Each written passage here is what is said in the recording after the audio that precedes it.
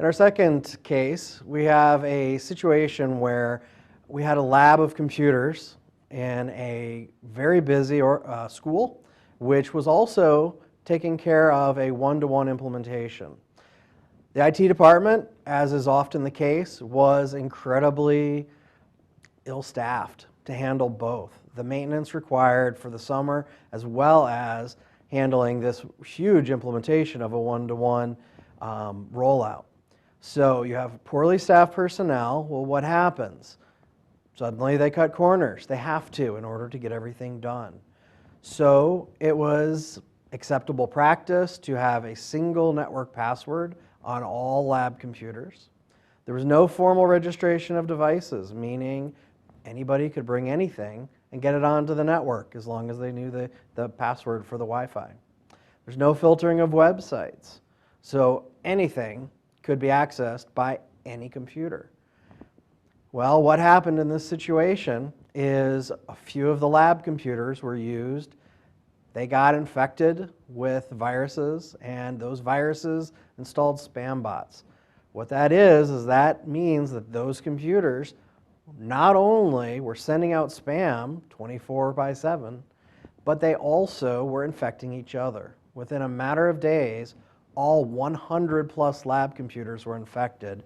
All 100 plus of these machines were sending out spam, and as a result, 10 billion spams were sent in a matter of 5 days. What this did was it crippled their network. They thought the one-to-one was failing because the kids were using too much internet. They weren't. It had nothing to do with that. It had to do with the fact that they skipped maintenance during the summer. They had a poor security plan, an ill-designed passwords policy, and there was simply too much for them to do.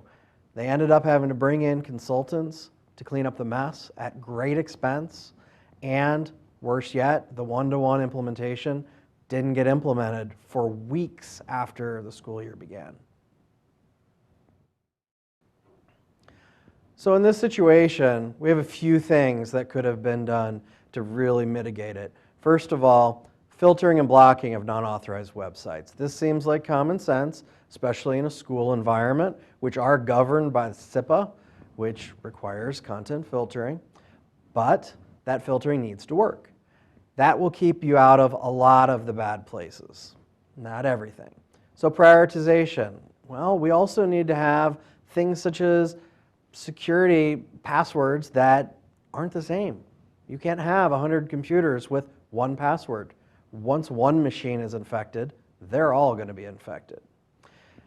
Traffic monitoring. This organization didn't have any monitoring, so they didn't know why the internet was so slow. If they had the monitoring in place, a very simple report could have been run. They could have very easily identified which machines were using the traffic on which day, and they would have seen a very obvious chart showing this spike in internet traffic. If they had any real detail to that report, they could also see that all that traffic was email traffic, which is obviously not appropriate, not a normal situation. As far as continuous diagnostics and mitigation, a regular auditing of their systems and their security and a regular monitoring, automated monitoring of their network would have sent up red flags everywhere. This is not difficult traffic to identify, and it would have very easily been seen. Automation with labs in particular, you can easily freeze these labs, meaning once you set the configuration, you use a program such as Deep Freeze or Clean Slate to lock it down so that no changes can be made. And after the user is done, when they log off, all of their settings, changes, everything are restored to the original setup, therefore eliminating any infection if one managed to sneak in.